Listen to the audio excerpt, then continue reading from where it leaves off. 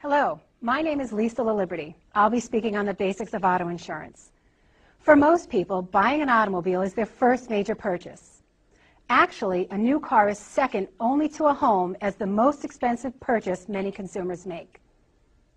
With vehicle prices averaging over $28,000, it's easy to see why one would want to protect that investment.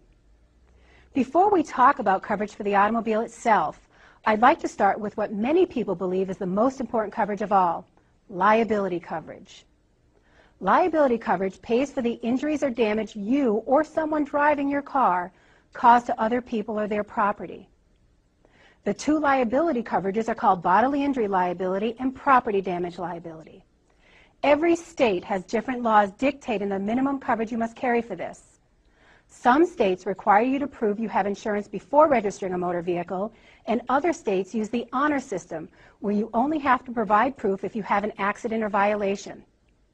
A typical state-required minimum coverage is 25, 50, 10, and I'll provide an example shortly to explain what that means. There are 4 states that do not require drivers to carry any liability coverage. Just because it's not required by law doesn't mean you don't need it. Let's say you have an accident.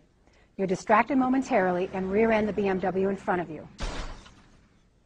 There are 3 people in it, all of whom suffer some injury. If you're carrying liability coverage of 25, 50, 10, that means your insurance company will cover the cost of any one person's injuries, rehabilitation expenses, pain and suffering, and time lost from work up to $25,000. But they will not pay more than $50,000 for the accident, regardless of the number of people injured. This is the bodily injury portion. And your insurance company will pay up to $10,000 for the property damaged. So 3 people are injured. Let's say their injuries total $75,000.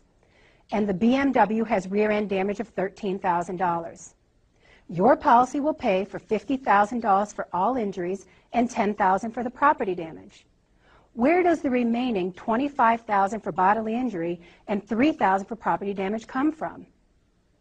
Once your policy pays the maximum limits, you could be held personally responsible for the remaining amount. It's generally recommended that you carry more than the state minimum coverage to protect yourself from this financial risk. The next coverage under an automobile policy is medical payments coverage. This provision protects you and your passengers if you're hurt in a car accident, regardless of who's at fault. The coverage also extends to you and your family members if you're a passenger in someone else's car or if you're a pedestrian injured by an automobile. Medical payments coverage pays the medical bills resulting from an accident up to a per-person maximum, commonly $5,000. There are no deductibles and no waiting period under this coverage, and prescription drugs related to the injuries are covered. Consider that accident with the BMW again. Let's say that you and your passenger are both injured and taken by ambulance to the hospital. Medical payments coverage of $5,000 will cover the cost of the ambulance ride, the emergency room visit, and subsequent doctor's visits up to $5,000 per person. If your medical bills total $7,000 and your passengers total $3,000, the policy will pay $8,000 under this coverage. Some states have a medical payments coverage known as personal injury protection, or PIP. This coverage may have a deductible, and it may allow you to collect for lost wages and rehabilitation expenses, 2 things that regular medical payments coverage does not cover. A third coverage provided by an automobile insurance policy is uninsured and underinsured motorist coverage. This coverage is quoted similarly to bodily injury liability.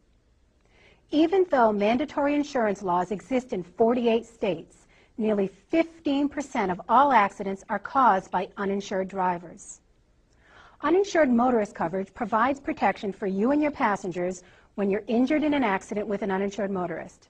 It will cover your medical bills, rehabilitation expenses, lost wages, pain and suffering, things you could have claimed against the at-fault party's insurance if they had it. Underinsured motorist coverage will cover those same losses if the at-fault party's coverage is insufficient for your loss.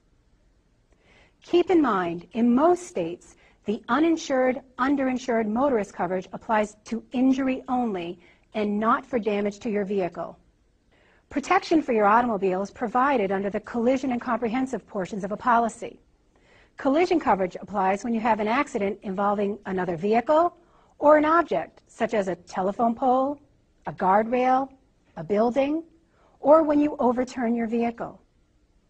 Comprehensive coverage applies in losses involving fire, theft, vandalism, broken glass, hitting an animal, flood or hail damage, or other losses not caused by collision.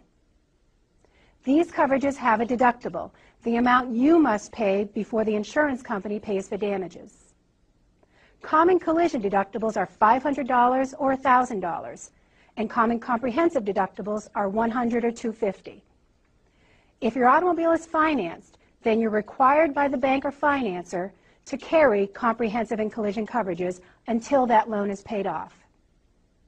It's important to note, an insurance company will never pay more to fix your vehicle than the vehicle is worth. Two other coverages available through many insurance companies are towing and emergency road service and rental car reimbursement.